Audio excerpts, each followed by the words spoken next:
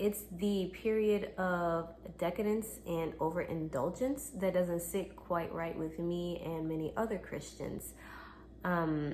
Preparing for a time of spiritual cleansing by doing every unholy thing in the book prior to that period seems very counterproductive.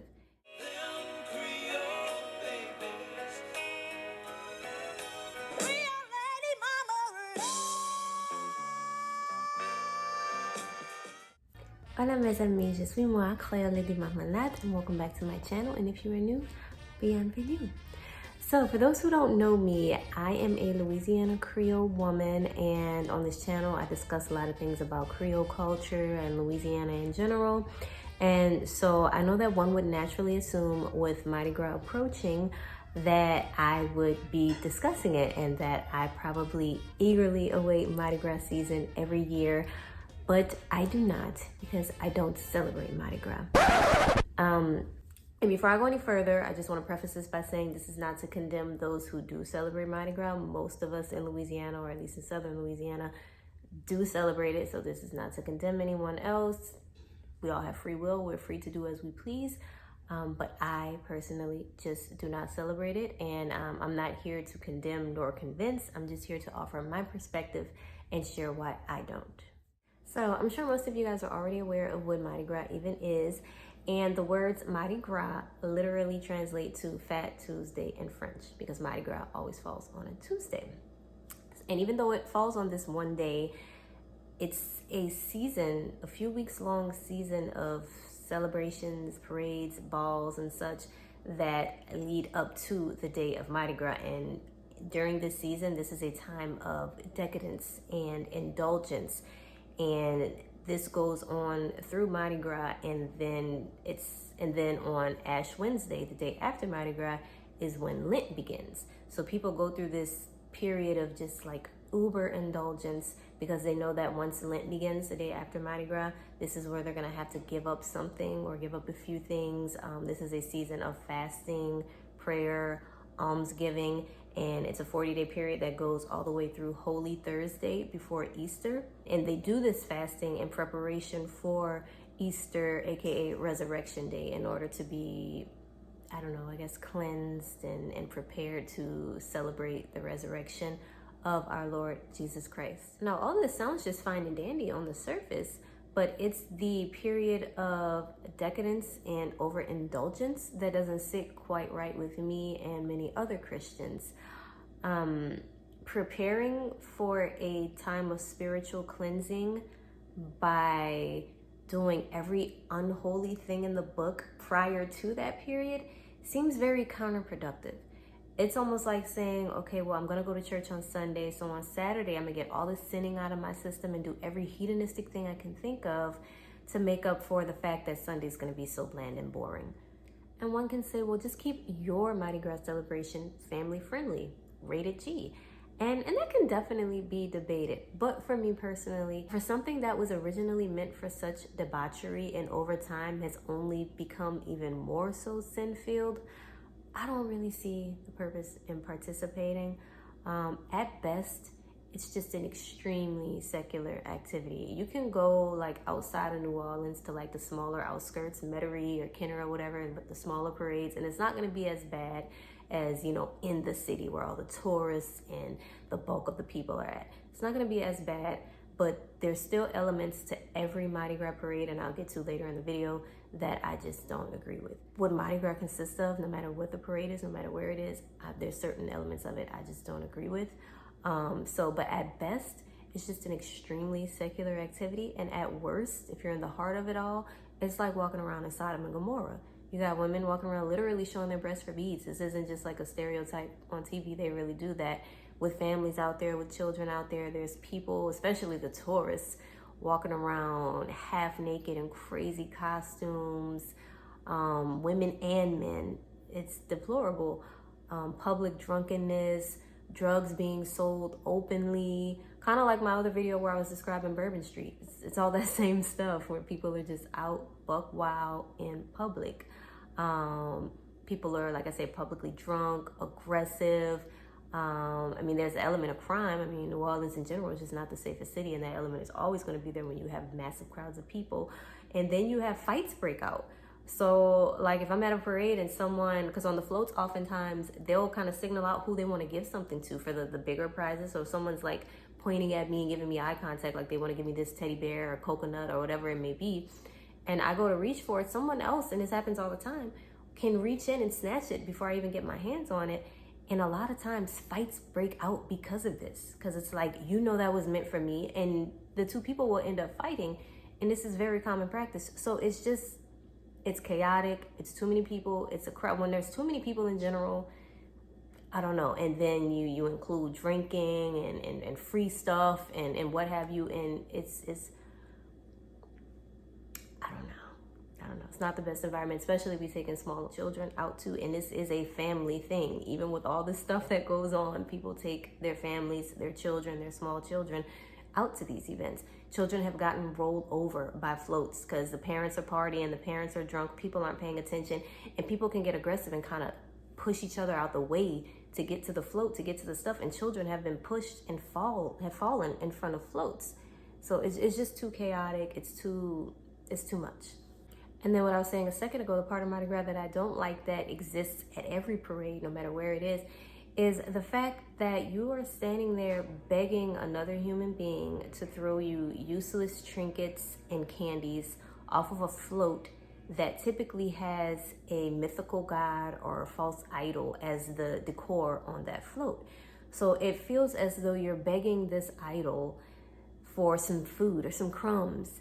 And we literally say, throw me something, Mista, to the person on the float. So you're literally standing there like a slave or a peasant begging for a crumb of food.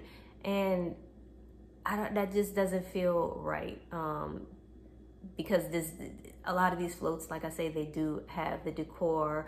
They represent different mythical gods and false gods and idols and things. And I don't know if people realize that. And so you're literally begging at this idol for some junk we end up throwing away like a few weeks later. Some beads. What are you gonna do with these beads? Maybe for tourists, I don't know, maybe you guys treasure that. But out here, they're all in the street, all in the gutter, all over the place, all over your house, like for some cheap beads, a little teddy bear, coconuts you can't even eat. Like for these things that you end up throwing away, knick-knack toys, just moon pies, stuff you end up, you eat whatever little candy you get, the other stuff you end up throwing away. And we're out there begging and knocking each other and pushing each other out the way for crap that we end up throwing away. So on the surface, it may seem just as harmless as trick-or-treating, but I even stopped celebrating Halloween last year for similar underlying reasons. Both Mardi Gras and Halloween started out as pagan traditions, as do most holidays, if we're being honest. But what the Catholic Church did was take these pagan celebrations and interject elements of Christianity into them as a means to get people to stop participating in the pagan celebrations and to convert to Christianity. I don't know if it was a way to be like, you know, see, we have these celebrations too, it's fun here too. I don't know, that's me wondering. So something that I ended up learning that I wanted to come back and add here was that Mardi Gras has Dionysian roots. And Dionysus was a Greek god who was known as Bacchus to the Romans. And I know him as Bacchus. Bacchus is like one of our biggest, parades in New Orleans. I'm very familiar with the term Bacchus. But apparently we have Dionysius floats as well. So Dionysius was the Greek god of wine, and he was also associated with madness, frenzy, theater, and ritually induced ecstasy. All of the elements we find in abundance at Mardi Gras. Ancient Dionysian rites were religious rituals in which Dionysius was said to possess his devotees after they danced themselves into a trance. And all I say is the devil is crafty. He knows the average person, unless they're like literally a Satan worshiper or something, the average person isn't going to come right out and just worship him. He knows he got to be a little crafty. He'll have you mess around and be partaking in rituals and worshiping him without you even realizing it. If Mardi Gras isn't known for anything else, it's known for getting drunk and having a quote-unquote good time. So you're literally paying your homage to the Greek god of wine and madness. Now, if you aren't a Christian and aren't fazed by any of this, then fine, do your thing. But I'm speaking as a Christian for why I'm bothered by it and why, other Christians might want to pay attention to that. Again, not telling you what to do, but just bringing these things to your attention. But they did, for a fact, take various pagan traditions and try to Christianize them. But what happens when you do that is you end up getting this weird blurred line between the things of God and the things of this world, and the two do not go together. If you love the things of this world and you hate God, you cannot love the two. So you can't take things that are originally satanic in nature, sprinkle a dash of Christianity on top, and call it Christian. It doesn't work that way. This is how you end up not only with Mardi Gras in New Orleans, but Carnival all around the world, from Brazil to Haiti. And these celebrations are extremely carnal. They all are, because they're all the same thing. Ours is called Mardi Gras, theirs is called Carnaval, but it's all the same celebration with the same roots. And they're all drenched in sexual expression, substance consumption, gluttony. It's an overindulgence of carnal pleasures. And the name Fat Tuesday even comes from the fact that they ate a lot of meat and fatty foods, and things that they knew they weren't going to be able to consume for the 40 days of Lent. And I don't know if you guys remember, but Carnival in Brazil 2023 was sick. There was a float, I think it had like a devil head. The whole float was made of like a devil. And there were people on the float or following the float or whatever it was that were depicting different characters. One was Satan and one was Jesus. And they depicted Satan beating Jesus, dragging him, attacking him, showing Satan's triumph over Jesus on this Satan float in the parade. So, no, I've never seen anything so overtly satanic like that in New Orleans, but it just goes to show that this is a breeding ground. These types of events are a breeding ground for such things, for such debauchery, literal demonic, satanic sickness. That was sickening that happened in Brazil. And that's just a more blatant representation of what really lies beneath all of these Mardi Gras, Carnival celebrations. That's what it's all about. You can see the ones in Haiti and Trinidad and blah, blah, blah, and the big festive costumes. We're not supposed to be doing all that biblically. And they're basically naked with a feather on their head, and they're dancing about very seductively. Like, hey, I don't mean to sound like a boring old lady, but if I sound like one, then that's what it is. Because this is not stuff I think we're supposed to be participating in. Now, all of this is just absurd to me, because to go out of your way to put in overtime in sinning as a means to prepare for a spiritual cleanse, like I said, that is counterproductive to me, and it just makes no sense. Drunkenness is a sin. I won't debate whether drinking is a sin or not. I personally, at this moment in time, don't think that having a swig of wine here and there is bad. But so that's debatable whether drinking is a sin or not. But we know for sure that drunkenness, drinking to the point of getting drunk, is a sin. Gluttony is a sin. Participating in these things are sinful, and you don't get a pass on that just because you're about to go on a fast the next day. But that's crazy enough. But again, I get the logic. It doesn't make sense, but I get where they're coming from. But what's even crazier is that today, the average person, most people don't even celebrate it in the way that it's supposed to be celebrated. So most of them are not about to go on a fast. Most of them are not about to participate in Lent anyway. So you're doing all this extra amount of sinning, all this extra partying, extra hard, and you don't even have a pretend excuse for why you're doing it. You're just doing it for the fun of it. And that's even worse. And I know what you're thinking, especially if you're from New Orleans. Dominique, it's really not that deep. Like, it's tradition, it's the culture. We're going out to have a good time, to get dressed up, to run into people that we know, to take pictures, to have a good time. And I get it. I truly get it. I'm from New Orleans. I was born in this. Like, I get it. But I mean, it still is what it is. I'm just giving you the underlying things that, the underlying meaning behind a lot of the stuff that happens there. I know that the average person is not going out there with the intention of worshiping an idol or, just being buck wild. Like, I know that most people are just going out there to enjoy family and have a quote unquote good time. So that's why I say I'm not here to condemn anyone that participates in it, but I do feel like, at least for me, I like to look at the deeper meaning behind it all. And this, like I said, same reason I'm not celebrating Halloween. People say you're just going out, getting some candy. You don't have to dress up like a demon, dress up like a Powerpuff Girl or something. It's not that deep. I get what everyone's saying, but to me it is that deep. And I just don't care to participate in any of that. But like I said, to each his own. I'm not here to condemn you, but I'm giving you guys my reasoning for and a little bit of the history behind it, and which influences my reasoning for why I don't celebrate it. And I grew up not celebrating Halloween at all. I started celebrating it on my own as an adult when I had kids, just because I didn't want them to feel left out. And I remember I used to feel left out when I was little and blah, blah, blah, blah. But hey, it is what it is. Especially we're in the last days. I won't get into all that, but you are to set yourself apart, and there are things that the world partakes in that when you're walking with Christ, you're not to participate in. You're not the same. So hey, if you're feeling a little left out, then good. That means you're not doing what the world is doing. But that was my reason behind why I started celebrating it as an adult with my kids. But I stopped last year. Well, really, I stopped like 2 years before, because it was like really cold, like year before last, and I used that as an excuse to not go out. But really, I had been warring in my head with, should I even be celebrating Halloween? So but this past Halloween, like I made the conscious decision and told the kids we're not doing Halloween anymore.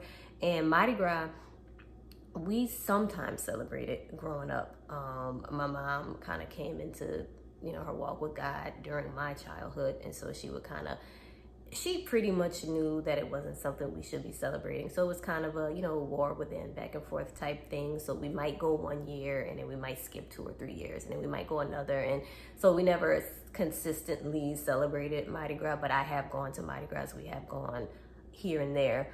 And prior to Katrina, even, it was a different ball game too. It was a lot more, all the locals were still here. It was a lot more family oriented. It still had the history that it had, but I will say it wasn't as so secularized and so gross. And like, there were elements of just, family and normalcy to it pre-Katrina. Even though, yeah, it did still have those same pagan elements to it at the same time. But yeah, so I grew up already knowing, this is something we really shouldn't even be participating in. And we were, sometimes celebrate it, sometimes not. But ever since I've been an adult, I don't think we've gone to Mardi Gras in the past. I think 9 years ago was the last time we went. So my youngest daughter was like 1. She doesn't really even know anything of Mardi Gras. My older one, I don't know if she remembers so much. She had to be like 5 or 6. So yeah, it's just something that we don't really participate in my immediate family, at least. So Mardi Gras is a topic that I definitely wanted to tackle because it's the perfect way to segue into having a conversation with you guys about how I want to kind of take this channel into a slightly different direction, which I have kind of already alluded to in previous posts, I think in another video. And I've been just kind of working my way up to that. But there are some slight changes that I do want to make. And so let's kind of get into that. So initially, yes, I created this channel I had a few different things in mind, but it was primarily to share Creole culture and history with everyone, and to kind of carve out a Creole identity, to get us back to having, our own Creole identity, to show the world that, hey, we're here, we still exist, and we're unique, and we do have our own distinct culture, ethnic group, language, everything outside of, the average American that doesn't come from our history. So I wanted to kind of carve that out for us. And I also wanted to explore my own Nicaragüense background and share my Spanish language learning journey with you guys. and also start to learn French and, you know, kind of encourage other Creoles, Cajuns to start learning French or Kuribini. So it's very culture based. And I also had the side quest of advocating for multiracial people in general, biracial, MGM, just mixed race people, especially Americans, just because of the fact that we're the ones who tend to get bullied into, you know, having to take on a particular identity and ignoring, you know, our whole heritage and what have you. So this was just kind of focused on culture, primarily Creole culture, multiracialism, mixed race identities, that sort of thing. And I'm not completely deviating from that. But what I will say is that as I grow closer to Christ, I cannot continue to ignore the fact that our primary identity is in Christ. Either you are for Christ or you are not.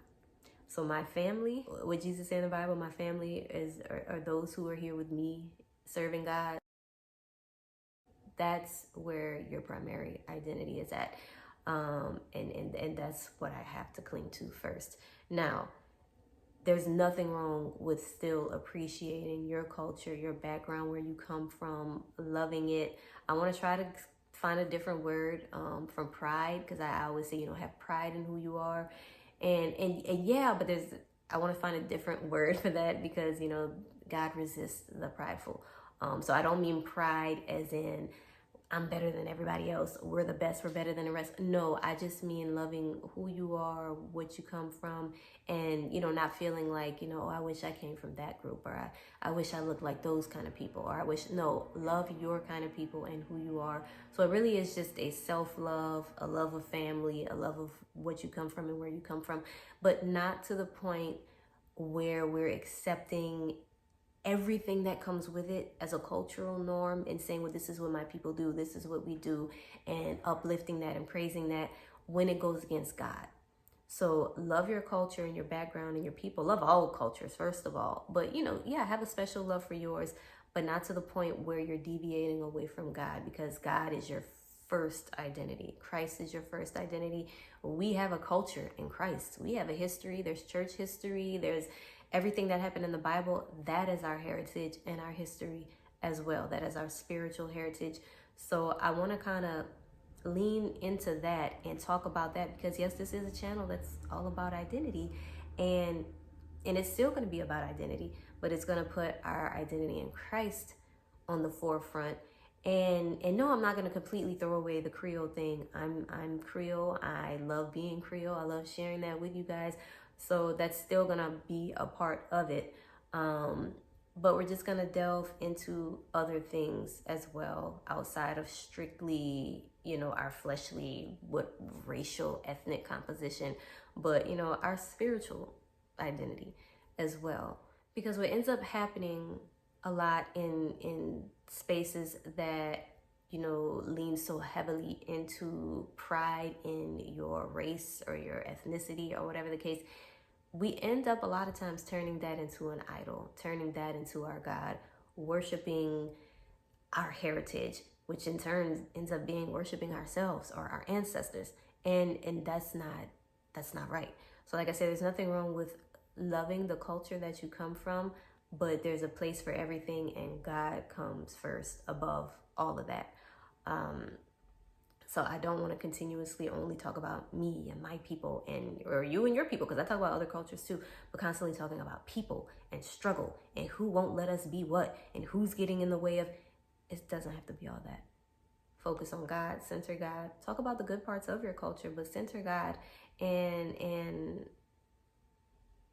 even in, you know, with me being Creole and part Latina, both Creoles and Latinos are notoriously Catholic people. Now, I'm not Catholic, but, you know, there's still parallels to be drawn, and I can still even connect my Creole, my Latina heritage to the church, especially when you start to explore the French and Spanish specific, you know, Latin European background and how that intersects with the church and church history and what have you. So I want to take a even more ancient approach and digging into all the facets of identity. And even my ethnic identity does even tie into the church and spiritual identity. And although I'm not Catholic, I am Protestant, I do have a lot of, I wouldn't say necessarily Catholic, but I do have a lot of understanding and appreciation for orthodoxy, I'll say, which is kind of it's a close sibling to Catholicism. So I want to get into, you know, even apologetics and comparing and contrasting between Protestantism and Orthodoxy and Catholicism, and just having these conversations even outside of just race, because all of this comes together to make us who we are at the end of the day anyway.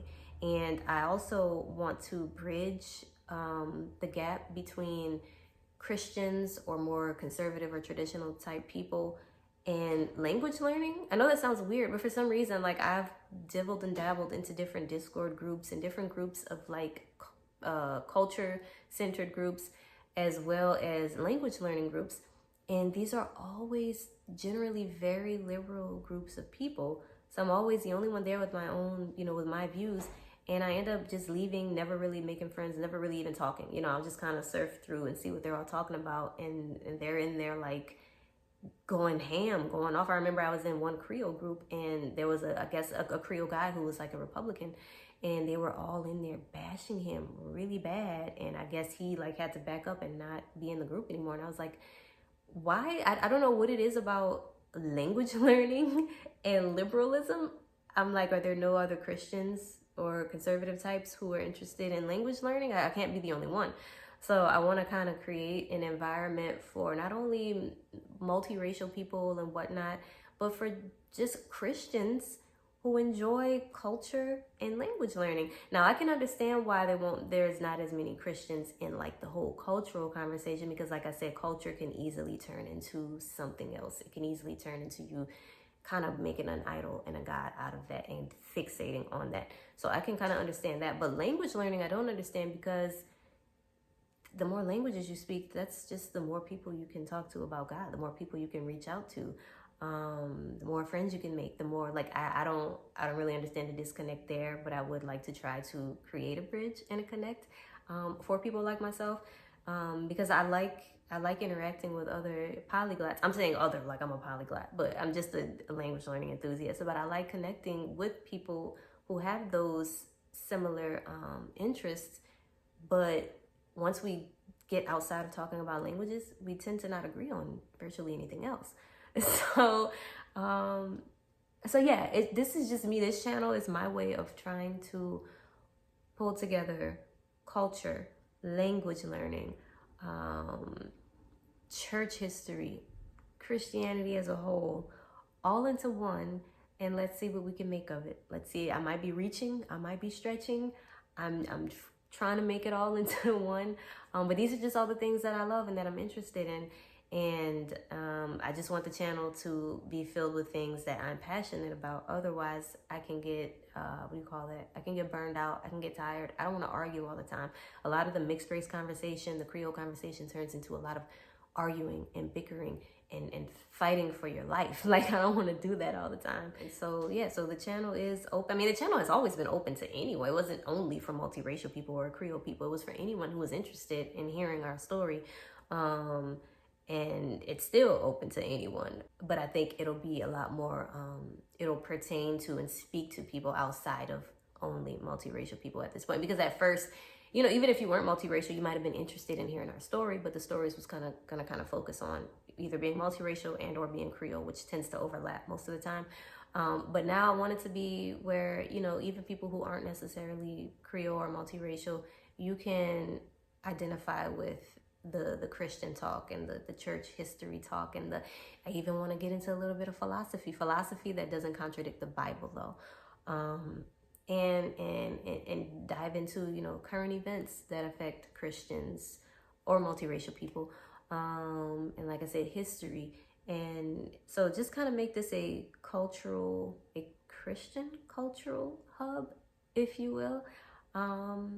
And like I said, we'll see how it goes. I'm trying to make it work. I'm trying to pull it all together. I know they say to niche down, hone in on one thing, but it's hard to hone in on one thing when you're just so interested in different things. And these things do actually kind of go together, even if it seems like I'm stretching it, but they kind of do all go together. And so yeah, I actually already put all this in the, I guess it's called the bio on the channel. When the year first started, I had changed the bio and kind of summarized basically what I'm telling you here, because I kind of, when I first, for the new year, I was like, I kind of wanted to go in a different direction anyway. And so this is me like saying, hey y'all, be prepared to go in a different, happier direction. Honestly, you're happier with Christ, things can be a lot more lighthearted, and we can just be. We can move forward and just be, instead of arguing, let me be. There's no need to try to tell people to let you be. Ignore people and just be, and move on with those who want to move on with you. And that's what we're gonna do here. So merci beaucoup for watching. Thank you guys for my subscribers who have been here from day one, who've been going on this journey with me. I appreciate you guys so much. I hope you stick around. And I look forward to the new subscribers who will be able to identify with the new topics and things we're going to be bringing up and discussing here on this channel. Again, I appreciate you all so much, and I'm looking forward to a great new year. So I will be seeing you guys later.